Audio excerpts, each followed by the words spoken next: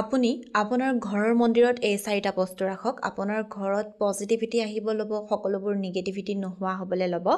লগতে আপোনাৰ ঘৰৰ যিবোৰ আৰ্থিক স্থিতি বেয়া হৈ আছিল সেইবোৰো নোহোৱা হ'বলৈ আৰম্ভ কৰিব। যদি বিশ্বাস আছে ভিডিঅ'টো চাব। যদি আপুনি শাস্ত্ৰৰ কথা বিশ্বাস কৰে, পুৰণি কালৰ নীতি নিয়মৰ কথা বিশ্বাস কৰে, তেতিয়াহে ভিডিঅ'টো চাব, নহ'লে আপুনি স্কিপ কৰিব পাৰে।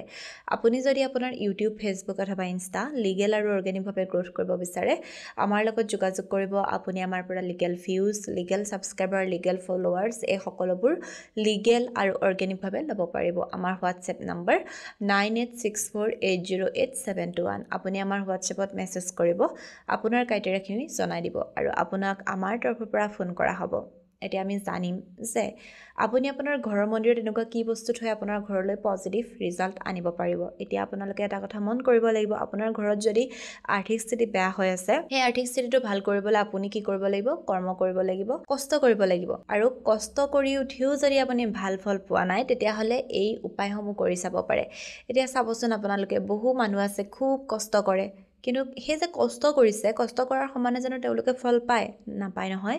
বহুত কষ্ট কৰে কিন্তু ফল সিমানখিনি নাপায় যিমানখিনি পাবলগীয়া আছিল। এই সকলোবোৰ কিন্তু হয় কিছুমানৰ আধ্যাত্মিকতাৰ প্ৰতি বিশ্বাস নাই বা কিছুমানে আধ্যাত্মিকতা একেবাৰে নামানে, যাৰ ফলত বিভিন্ন ধৰণৰ সমস্যা হোৱা দেখিবলৈ পোৱা যায়। গতিকে আপুনি পাৰিলে মানিবলৈ চেষ্টা কৰিব। এতিয়া প্ৰথমটো হৈছে আপুনি আপোনাৰ ঘৰৰ মন্দিৰত কি ৰাখিব? ময়ূৰৰ পাখি ৰাখিব। ময়ূৰৰ পাখি যদি আপুনি আপোনাৰ ঘৰৰ মন্দিৰত ৰাখে, আপুনি ভগৱান শ্ৰীকৃষ্ণৰ আশীষ লাভ কৰিব। ভগৱান শ্ৰীকৃষ্ণৰ বিশেষ কৃপা থাকে সেইখন ঘৰত, যিখন ঘৰত ময়ূৰৰ পাখি ৰাখি থোৱা থাকে। দ্বিতীয়টো হৈছে আপুনি আপোনাৰ ঘৰৰ মন্দিৰত সোণ, ৰূপ নহ'লে পিতলৰ পাত্ৰত গংগা জল ৰাখিব। আপোনাৰ ঘৰখনলৈ সুখ, শান্তি, সমৃদ্ধি আহিব। এতিয়া সোণ ৰূপৰ পাত্ৰটো সকলোৰে ঘৰত নাথাকে বা সকলোৱে ৰাখিবও নোৱাৰে। আপুনি পিতলৰ পাত্ৰ ৰাখিব পাৰে, নহ'লে আপোনাৰ সামৰ্থ্য অনুযায়ী আপুনি যিকোনো পাত্ৰত আপুনি ৰাখি আপোনাৰ মন্দিৰত গংগা জল থৈ দিব। আপোনাৰ ঘৰত চাব সুখ, শান্তি, সমৃদ্ধি আহিব। এতিয়া কিছুমান ঘৰ আছে চাব, খুব বেছি টকা পইচা আছে, তেওঁলোকৰ ঘৰত কিন্তু শান্তি নাই। আৰু কিছুমান ঘৰ আছে চাব, তেওঁলোকৰ পইচা লিমিটেড, ইমান বেছি পইচা নাই, কিন্তু তেওঁলোকৰ ঘৰখনত শান্তি বহুত আছে।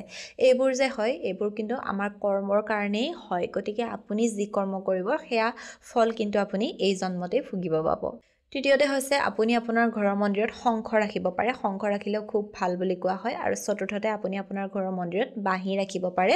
মা লক্ষ্মীৰ কৃপা আপুনি লাভ কৰিব। আৰু যেতিয়া এখন ঘৰত মা লক্ষ্মীৰ কৃপা লাভ কৰে, সেই ঘৰখনৰ আৰ্থিক স্থিতি বহুত বেছি ভাল হয়। গতিকে আপোনাৰ বিশ্বাস থাকিলে আপুনি এইখিনি ৰাখি চাব পাৰে। এতিয়া কথাবোৰ কিন্তু মই কোৱা নহয়, এইবোৰ আমাৰ শাস্ত্ৰই কোৱা কথা, পুৰণি কালৰ পৰা চলি অহা কথা। গতিকে আপোনাৰ বিশ্বাস থাকিলে আপুনি মানিব, বিশ্বাস নহ'লে আপুনি স্কিপ কৰিব।